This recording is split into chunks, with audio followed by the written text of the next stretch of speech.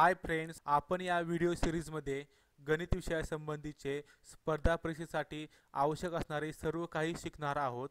तुम्ही जर या चॅनलला सबस्क्राईब केलं नसेल तर प्लीज लगेच सबस्क्राईब करून घ्या, जेणेकरून मी नवीन व्हिडिओ अपलोड केले की त्याची माहिती तुम्हाला लगेच मिळत जाईल. आजच्या प्रकरण पहिल्यामध्ये आपण संख्या आणि संख्यांचे प्रकार याविषयी माहिती घेणार आहे. त्यामध्ये पहिल्यांदा येते संख्या. या संख्यामध्ये संख्याचे प्रमुख 4 प्रकार असतात. त्यामध्ये पहिला आहे नैसर्गिक संख्या, दुसरा आहे मूळ संख्या, तिसरा समसंख्या, चौथा विषम संख्या. त्यातला आपण पहिला बघूया नैसर्गिक संख्या. ज्या संख्यांचा वापर व्यवहारात केला जातो अशा सर्व संख्यांना नैसर्गिक संख्या असे म्हणतात. नैसर्गिक संख्यांना मूळ संख्या असे पण म्हणतात, म्हणजेच नैसर्गिक संख्या आणि मूळ संख्या दोन्ही सेम असतात. निगेटिव्ह संख्या आणि शून्य ही संख्या नैसर्गिक संख्या नाही. निगेटिव्ह म्हणजे मायनसमध्ये असणाऱ्या संख्या, जसे की -2, -4, -5 या संख्या निगेटिव्ह संख्या नसतात. आणि शून्य ही संख्या सुद्धा नैसर्गिक संख्या नाही, कारण याचा उपयोग व्यवहारात केला जात नाही. जसे की आपण कधी म्हणत नाही की मी 0 रुपयाची वस्तू खरेदी केली किंवा मी -5 रुपयाचा एखादी वस्तू खरेदी केली. त्यानंतर दुसरा येतो मूळ संख्या. मूळ संख्यामध्ये ज्या संख्येला फक्त त्याच संख्येने भाग जातो त्या संख्यांना मूळ संख्या म्हणतात. यामध्ये एक महत्त्वाचं लक्षात ठेवायचं आहे, 0 आणि 1 ह्या मूळ संख्या नाहीत. ह्या ज्या दोन आहेत त्यांना त्या संख्येने भाग जातो, परंतु त्या संख्या मूळ संख्या नाहीत. आता मूळ संख्येचे एक्झाम्पल पाहायचे म्हटलं तर त्यामध्ये 2, 3, 5, 7, 11, 13, 17, 19 अशा अनेक संख्या येतात. ह्या ज्या संख्या दाखवल्या आहेत तिथं, या संख्यांना फक्त त्या संख्येनं भाग जात असतो. नंतर महत्त्वाचं एक आहे की मूळ संख्येवर एक्झाममध्ये विचारले जाणारे महत्त्वाचे क्वेश्चन. त्यामध्ये पहिला क्वेश्चन आहे, एकमेव समसंख्या सांगा जी मूळ संख्या आहे. आन्सर आहे 2. 0 ते 100 पर्यंतच्या एकूण किती मूळ संख्या आहेत? तर 25. 0 ते 50 पर्यंत एकूण किती मूळ संख्या आहेत? 15.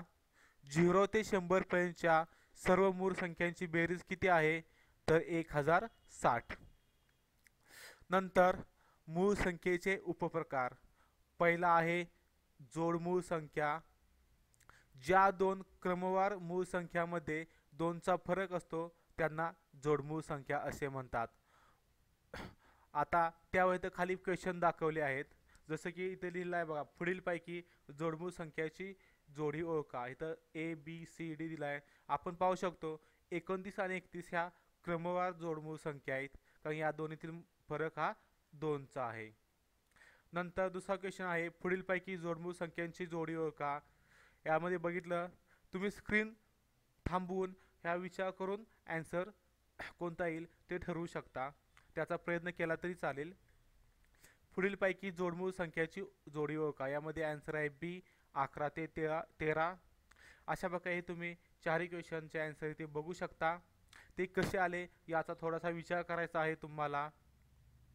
यानंतर तिसरा जो आहे तो आहे समसंख्या. समसंख्या म्हणजे यामध्ये काय होतं, तर ज्या संख्येला 2 ने निशेष भाग जातो, म्हणजेच बाकी 0 राहते. उदाहरणार्थ 4 ला मी 2 ने भागिले असता बाकी माझे 0 असते, याला काय म्हणतो आपण? निशेष भाग जाणे. या संख्येला काय म्हणतात? तर समसंख्या असे म्हणतात. ज्या संख्येच्या एकक स्थानी 0, 2, 4, 6, 8 असे अंक येतात तिला समसंख्या असे म्हणतात. हे एक लक्षात ठेवायची सोपी पद्धत आहे की ज्या संख्येच्या एकक स्थानी 0, 2, 4, 6, 8 दिसेल ती संख्येला समसंख्या आपण म्हणू शकतो. नंतर 2 क्रमवार समसंख्यात 2चा फरक असतो. 2 क्रमवार समसंख्यांचा मसावी हा 2 असतो. हे एक महत्त्वाचं लक्षात ठेवायचं. कोणत्याही 2 क्रमवार समसंख्यांचा मसावी हा 2 येतो. चौथा प्रकार आहे विषम संख्या. ज्या संख्येला 2 ने निषेध भाग जात नाही त्या संख्येला विषम संख्या असे म्हणतात. यामध्ये लक्षात काय ठेवायचं, जर ज्या संख्येच्या एकक स्थानी 1 3 5 7 9 असे अंक येतात तिला विषम संख्या असे म्हणतात. दोन क्रमवार विषम संख्यात दोनचा फरक असतो. संख्याचे उपप्रकार. संख्यांचे 10 उपप्रकार आहेत. जसे की मेन 4 प्रकार होते तसे उपप्रकार 10 आहेत.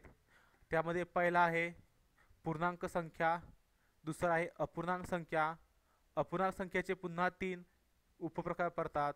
एक व्यवहारी अपूर्णांक, दुसरा दशांश अपूर्णांक, तिसरा आवर्ती दशांश अपूर्णांक. नंतर तिसरा उपप्रकार आहे संख्याचा परिमेय संख्या, चौथा अपरिमेय संख्या, पाचवा वास्तव संख्या, सहावा अवास्तव संख्या, सातवा त्रिकोणी संख्या, आठवा संयुक्त संख्या, नववा पूर्ण संख्या, दहावा विरुद्ध संख्या. यामध्ये आपण पहिला बघूया पूर्णांक संख्या. ज्या संख्याची किंमत पूर्ण असते तिला पूर्णांक संख्या असे म्हणतात. यामध्ये शून्यासहित सर्व नैसर्गिक संख्या पूर्ण संख्या असतात. उदाहरणार्थ 1 2 3 4 5 अशा अनंतपर्यंत. नंतर दुसरा आहे अपूर्णांक संख्या. ज्या संख्याची किंमत अपूर्ण असते तिला अपूर्णांक संख्या असे म्हणतात. अपूर्णांक संख्येचे 3 प्रकार पडतात. त्यामध्ये पहिला आहे व्यवहारी अपूर्णांक. अंश आणि छेद स्वरूपात असलेल्या अपूर्णांक व्यवहारी अपूर्णांक असे म्हणतात.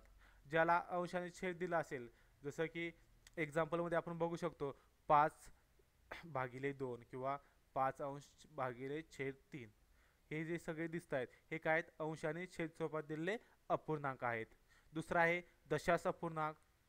व्यवहारी अपूर्णांकाचे उत्तर दशांशमध्ये आल्यास त्याला दशांश अपूर्णांक असे म्हणतात. जसं की मी हा 5/2 हा अपूर्णांक आहे, याचे आन्सर आले 2.5 म्हणजेच हे दशांश चिन्हामध्ये आन्सर आले, याला आपण काय म्हणतो, दशांश अपूर्णांक. इथे जर हे बघितलं की जसे हा अपूर्णांक आहे तो 5.3 आहे, 19.5 आहे, हेही काय आहेत, दशांश अपूर्णांक आहेत. तिसरा आहे आवर्ती दशांश अपूर्णांक. व्यवहारी अपूर्णांकाचे उत्तर दशांशमध्ये येताना कधी कधी दशांश नंतरचा अंक पुन्हा पुन्हा येतो, त्याला आवर्ती दशांश अपूर्णांक असे म्हणतात. जसं की तर आपण बघू शकतो याच्या आन्सरमध्ये हा 3 अंक कंटिन्यू पुढे पुढे पुढे येत राहिले, यालाच काय म्हणतो आपण, दशांश अपूर्णांक. तिसरा आहे परिमेय संख्या. ज्या संख्यांचा वापर अंकगणितात केला जातो त्या सर्व संख्या परिमेय संख्या असतात. झिरो आणि निगेटिव्ह संख्या यांचा व्यवहारात वापर केला जात नाही, पण अंकगणितात केला जातो, त्यामुळे यांना या संख्यांनाही परिमेय संख्या असे म्हणतात. उदाहरणार्थ -15/5, -13/4, 0 या ज्या सर्व संख्या आहेत ते व्यवहारात वापरत नाही आपण, परंतु अंकगणितामध्ये वापरतो, यामुळे यांना परिमेय संख्या असे म्हणतात. चौथा आहे अपरिमेय संख्या. ज्या संख्याचे उत्तर आपण अंकगणितीय संख्याने काढू शकत नाही पण लॉग टेबल व कॅल्क्युलेटर यांच्या मदतीने काढू शकतो, त्यांना अपरिमेय संख्या असे म्हणतात. उदाहरणार्थ कर्णी चिन्हामध्ये 7, कर्णी चिन्हात 10 याचे उत्तर आपण अंकगणितीय संख्येने काढू शकत नाही, पण लॉग टेबल किंवा कॅल्क्युलेटरच्या मदतीने काढू शकतो. यामध्ये आपण पायला 3.14 ही संख्या आपण घेत असतो. त्यानंतर पाचवा आहे वास्तव संख्या. परिमेय आणि अपरिमेय संख्यांचा संच म्हणजे वास्तव संख्या होय. यानंतर सहावा आहे अवास्तव संख्या. ज्या संख्याचे उत्तर आपण अंकगणितीय पद्धतीने तसेच लॉग टेबल व कॅल्क्युलेटर यांच्या मदतीने काढू शकत नाही, त्यांना अवास्तव संख्या असे म्हणतात, कारण अशा संख्या अस्तित्वातच नसतात.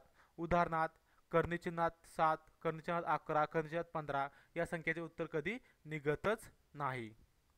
यानंतर आहे त्रिकोणी संख्या. सूत्र त्रिकोणी संख्या बरोबर 2 क्रमवार नैसर्गिक संख्याचा गुणाकार भागिले 2 या सूत्रानुसार आपण त्रिकोणी संख्या काढू शकतो. नंतर 2 क्रमवार नैसर्गिक संख्येमधील पहिल्या संख्येला त्रिकोणी संख्येचा पाया असे म्हणतात. यानंतर आहे आठवी संयुक्त संख्या. 2 संख्याच्या गुणाकारातून निर्माण होणारी संख्या म्हणजे संयुक्त संख्या होय.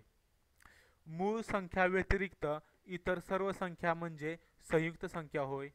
0 आणि 1 या मूळ संख्याही नाहीत आणि संयुक्त संख्या पण नाहीत. नंतर 9वी नंबरचे आहे पूर्ण संख्या. 0 व नैसर्गिक संख्या मिळून पूर्ण संख्याचा समूह तयार झाला आहे. 10वा प्रकार आहे विरुद्ध संख्या.